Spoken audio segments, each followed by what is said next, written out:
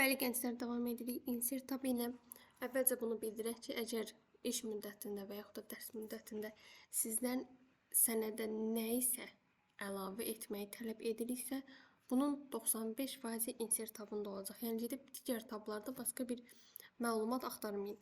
Əgər sizə nə isə əlavə etməyinizi tələb edilirsə, bunların hər biri yerləşir insert tabında.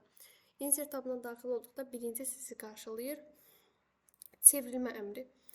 Biz Word-də də ilk girəndə bunu izah eləmişik ki, Word-də bəzi hazır şablonlar mövcuddur. Burada da onun kimi fərqli başlıq şablonları mövcuddur.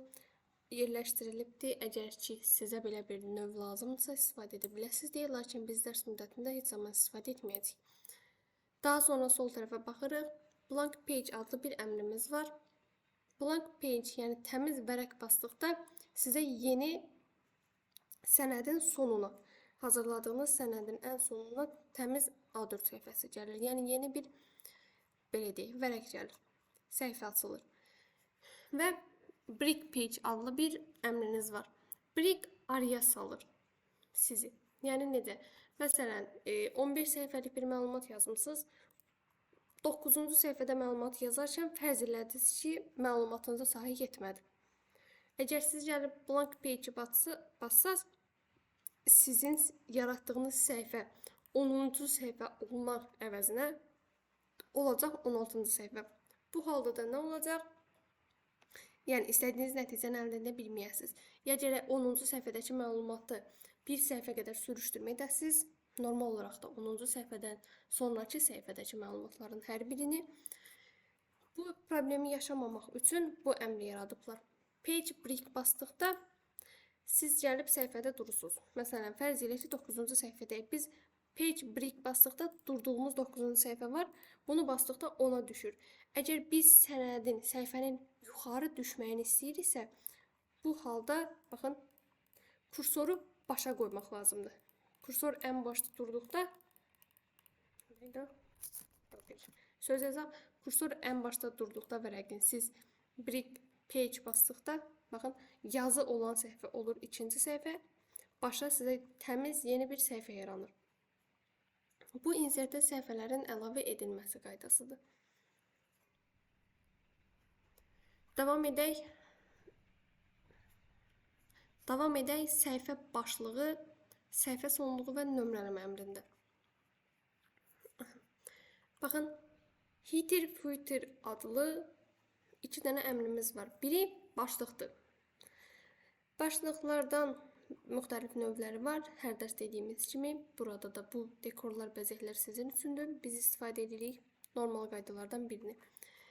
Bəs baxaq, header-la footer sizə nə üçün xidmət edir? Siz bu əmrləri aktivləşdirdikdə müəyyən, yəni bu sahəyə, müəyyən elədiyiniz sahəyə yazdığınız məlumatı bütün səhifələri tək-tək əlavə etmək məcburiyyətində qalmısınız. Yəni istədiyiniz bir vərəqdə bunu hazırlayırsınız, o avtomatik olaraq belə deyək, Word proqramı tərəfindən neçə ki səhifəniz var, 5 dənə və yaxud da 105 dənə fərqi olmadan, səhifə sayından məcburiyyəti, məhdudiyyəti olmadan bütün səhifələr sizin, baxın, bu başlığı görə bilirsiniz, qırıq-qırıq xətlərlə bölünmüş sahəni. Bu sahədə sizə təqdim olunmuş, hazırladığınız məlumatı bütün vərəqlərin eyni ölçü, eyni şəklində yerləşdirir. Eyni şəkildə də footer. Vərəqin başına yazılan məlumat gedir header, sonuna yazılan məlumat gedir footer. Bura hər söz yaza bilərik. Baxın, məsələn, fərz eləyək ki, bir dənə imtahan hazırlayırıq sizin üçün. Məsələn, yazıram sınaq nömrə 3. Yazıram final.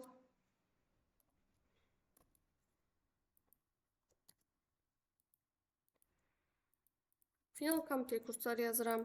Bura sizə imtahanı verəcəyiniz, məsələn, tarixi yazıram. İstədiyim məlumatı yazıram. Baxın, kənar sahədə, boş vərəqdə və yaxud da bu boş sahədə 2 dəfə klik etdikdə header-la footer avtomatik olaraq bağlanır. Üzərinə gəlib basdıqda yenidən icra olunur.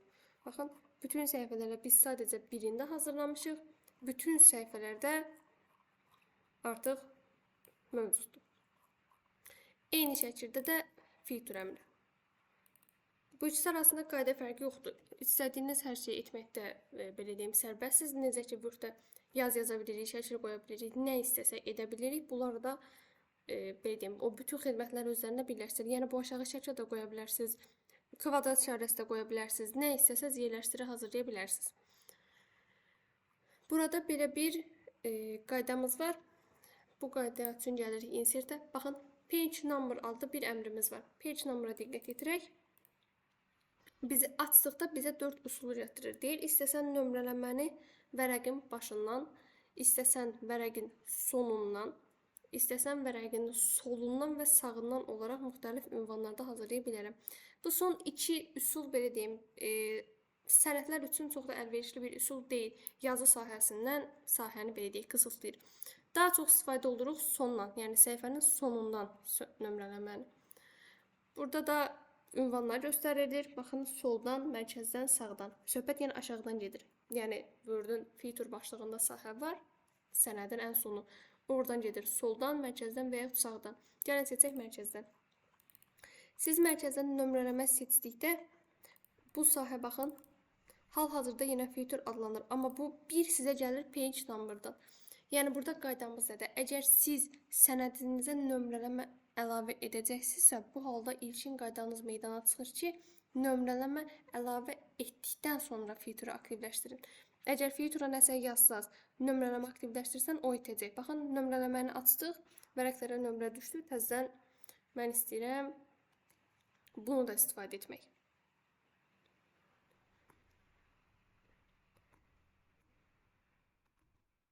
Dondu. Nə yazaq bura? Məsələn yazaq. Aha, MS Access.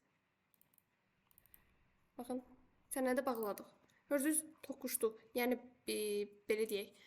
Nömrələməni qoydunuz, feature aktivləşdirdiniz, nömrələmə itir. Feature aktivləşdirdiniz, nömrələməni aktivləşdirdiniz, ikisi itir. Bu səbəbdən nə etməlisiniz? Feature açısınız, sahəni gəldikdən sonra page number'a gəlib seçirsiniz. Amma seçəndə nəyə diqqət yetirin? Baxın, feature'un sol tərəfini seçmişik. Yəni biz feature'u seçdikdə demişik sol tərəfdən yazı yazılsın.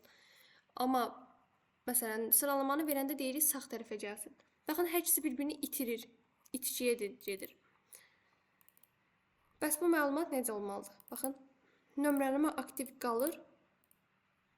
Siz deyirsiniz. Bura gəlib 2 dəfə klik edirsiniz. Bura və yaxud da mərkəzə, hansı sahəyə istəsəz. Siz sətrin başına klik etdikdə əvvəlcədən aktivləşdirdiyimiz feature var. Bunun sadəcə içindəki məlumat silinmişdir. O buton qayıdır işə düşür. Yəni hal-hazırda feature işləmək vəziyyətdədir. İstədiyiniz məlumatı da yazıb saxlaya bilərsiniz. Biraz bilirəm, qarışıq gələ bilər metod olaraq, amma bunun bir çarəsi yoxdur. Yəni bir qayda olaraq sıralasaq, əvvəlcə vərəqin nömrələnməsi aktivləşir, daha sonra nömrələmə aktivləşdirdikdən sonra burada gəlir feature əmri seçilmir. Yəni bu nömrələrdən birini seçsəz, nömrələmə avtomatik olaraq dayanacaq. Niyə deyə sual versəz? Çünki bir sənədin bir başlığı bir dənə də sonu ola bilir. Feature-da vərəqin sonu ilə işləyir, page-də bizim seçimimizə əsasən, daha doğrusu nömrələmə də bizim seçimimizə əsasən aşağıdan və yaxud da yuxarıdan olduğuna görə yenə eyni əmr çıxır ortaya. Yəni standart olaraq bir vərəqin bir başı və yaxud da bir sonu var. Vərəqin iki sonu olmadığı üçün hər ikisi eyni anda işə düşə bilmir. Bunun üçün nömrələməni aktivləşdirib nömrələmə daxilində feature istifadə edirik. Yəni bunu əlimizdən yazırıq. Buradan şablon seçmisiniz. Seçsəz nömrələməniz itir. Məncə aydındır. Yəni bura bir tarix yazaq. 20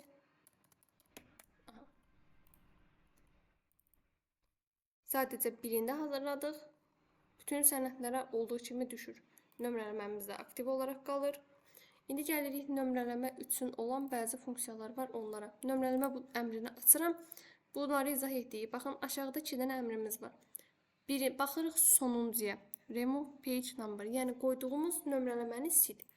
Basırıq, nömrələrimiz silinir. Mən bərpa etdim.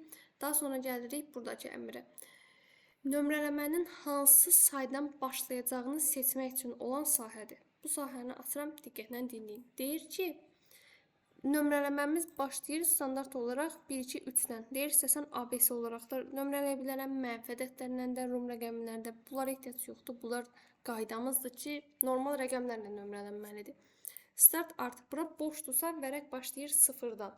Mənə məsələn fərz edək ki, bir kurs işi yazırsınız, diplom işi yazırsınız, sertifikasiya imtahanı yazırsınız da belə deyim, bir böyük layihə hazırlayırsınız. Orada belə bir qayda var ki, sənədinizin ilk səhifəsi titul olur, ikincisi boş qalır, üçüncü mündəricət və yaxud da planla əvəz olunur, dördüncüdən giriş başlayır. Yəni sizin məlumatınız, nömrələməniz başlamalıdır girişdən, sizə aid olan sahədən. O halda gəlirsiniz bura, deyirsiniz 4. Bəli, səhifəmiz birinci səhifədir bizim üçün, lakin baxın dördüncüdür. Məncə aydın oldu. Əvvəldə sənəd yoxdur. Word-ün ilk sənədidir, amma nömrəsi düşəcək 4 olaraq. Səhifə əlavə etməklə nömrələməni eyni anda saldıq. Bunu etməyimin səbəbi digər tablarla qarışmamasıdır. Adda da bunu olduğu kimi qəbul edəcəm. Siz də baxıb tam belə deyək, izahlı olaraq başa düşməlisiniz. Çünki filtrdə və nömrələmə əmri demək olar ki, Word-ün hər layihəsində istifadə olunan əməliyyatlardan biridir.